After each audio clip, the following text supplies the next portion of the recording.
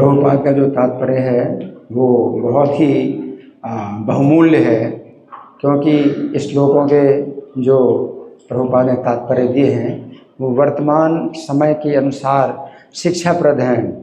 अब कथा में अगर हम जाएं तो कथा का एक अलग ही रस है, तो यहाँ पर कथा का रस हम लेंगे। यहाँ पर जो षण अमर्क जो गुरु हैं प्रहलाद के, वो कह रहे हैं दैत्य चंदन बने। दैत्यों का जो समाज है वो चंदन वन है, चंदन का वन है, यानी प्रत्येक दैत्य एक चंदन का वृक्ष है और चंदन के वृक्षों का पूरा वन है दैत्यों का समाज। तो उसमें क्या निकलती है? सुगंध। कौन सी सुगंध निकलती है? भौतिकतावादी सुगंध, इंद्रिय तृप्ति जिसको हम दुर्गंध बोलते हैं, तो वो उनके लिए सुगंध है। चंदन की सुगंध उनको मिलती है उससे कि जो इंद्रिय तृप्ति, मल मूत्र है वो सब उनको जो है वही उसकी सुगंध है। और जातो यम कंटक द्रुमा, और ये प्रहलाद है ये कांटे का पेड़, चंदन के वृक्षों के बीच में कांटे का पेड़। तो प्रभुपाद कहते हैं कांटे का पेड़ कभी चंदन के वन में कभी नहीं पैदा होता, लेकिन ये पैदा हो गया किसी प्रकार से। तो कांटे का जो पेड़ है, प्रहलाद को कहते हैं कांटे का पेड़। तो कांटा जो है क्या करता है, वो आप जाएंगे तो उसको जो है चुभन देगा, कष्ट प्रदान करेगा। तो कृष्ण भावनामृत का जो सिद्धांत है वो जो है कष्ट प्रदान करता है भौतिकतावादियों के लिए। जैसे कि गीता में भगवान कहते हैं कि प्रारंभ में जो विष की तरह है और परिणाम में अमृत की तरह है, जो यत्तदग्रे विषमेव परिणाम अमृतोपमम। तो कांटे का जो पेड़ है, तो पहला जो है कांटे का पेड़ है, और यहाँ जो जितने भी दैत्य हैं वो चंदन के पेड़ हैं।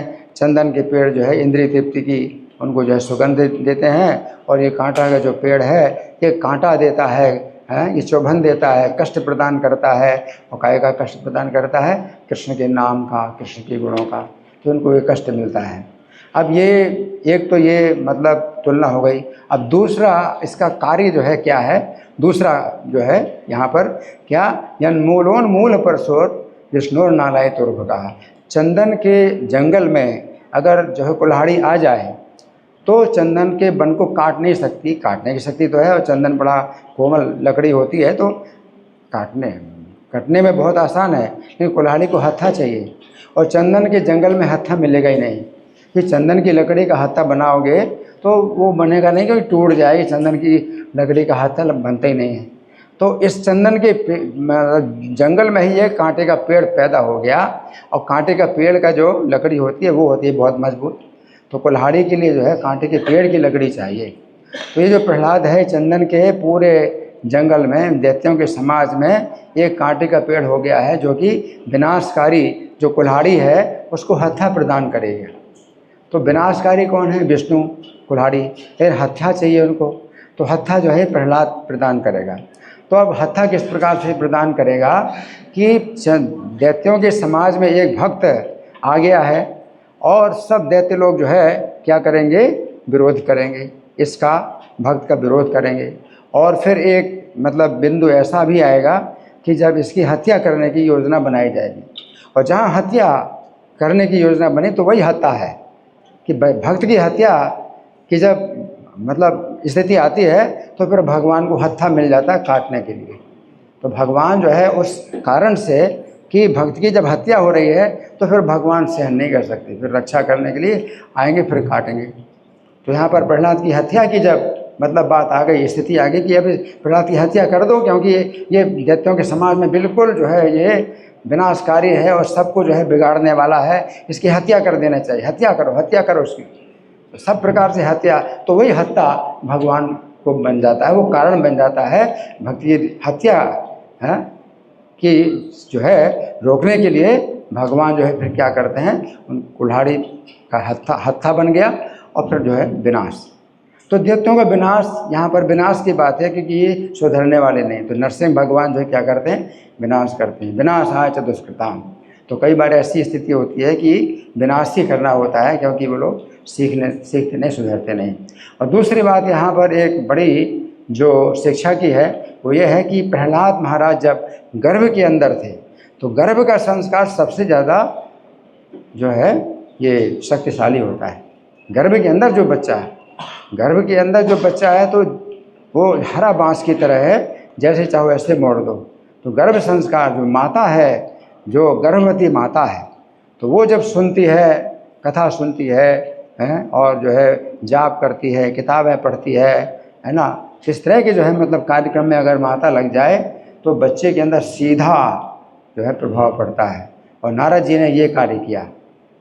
दैत्यों के जो है चंदन वन में एक कांटे का बीज जो बोया, वो कांटे का बीज क्या है, वो प्रहलाद महाराज जो गर्भ के अंदर थे, तो वो जो है उसको जो है कांटे के बीज में परिवर्तित कर दिया और उसको कांटा का जो है पेड़ बन गया।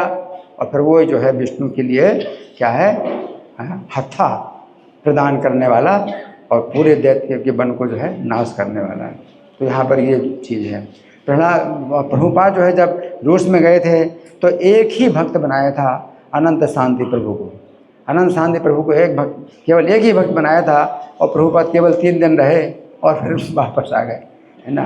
तो अनंत शांति एक भक्ति के कारण जो है फिर पूरा रूस में जो है मतलब कितना हो गया, क्रांति हो गई और काफ़ी जो है सरकार के लिए जो है बड़ी मतलब समस्या बन गई। और फिर अंत में क्या हो गया, रूस में फिर प्रचार का जो है जो क्षेत्र है वो खूब खुल गया और रूस में जो है बहुत लोग भक्त बन रहे हैं। तो प्रभुपाद ने एक जो है अनंत शांति को जो है एक भक्त पैदा कर दिया। नारद जी ने जो है प्रहलाद एक भक्त पैदा कर दिया जो कि गर्भ के अंदर था, उसको पैदा कर दिया। तो उसी प्रकार से जो है मतलब एक बहुत बड़ी ये जो है योजना होनी चाहिए माताओं के लिए, जो गर्भवती माताओं के लिए अगर जो है ये कार्यक्रम कुछ बनाया जाए तो गर्भ के अंदर जो बच्चा है उसको सीधा संस्कार, गर्भ के बाद जब बच्चा पैदा होता है तो माता शिक्षा देती है, तो वह भी बहुत बड़ी जो है शक्तिशाली संस्कार, सबसे ज़्यादा शक्तिशाली गर्भ के अंदर है। फिर जब बच्चा पैदा होता है तो फिर माता शिक्षा दे उसको कृष्ण भावनामृत की, तो वो भी उससे कम है। फिर जैसे और बड़ा होता है और वो बिगड़ गया तो लड़कपन में फिर और थोड़ा कम होता है, युवा अवस्था में फिर और कम होता है, फिर वृद्धावस्था में और कम है। इसलिए वृद्धों को अगर आप जो है बनाएंगे भक्त और तो उसमें ज़्यादा परिश्रम करना पड़ेगा और कम उसका जो है लाभ होगा। लेकिन गर्भ के अंदर जो है जो संस्कार होता है वो सबसे ज़्यादा शक्तिशाली है। हरे कृष्ण।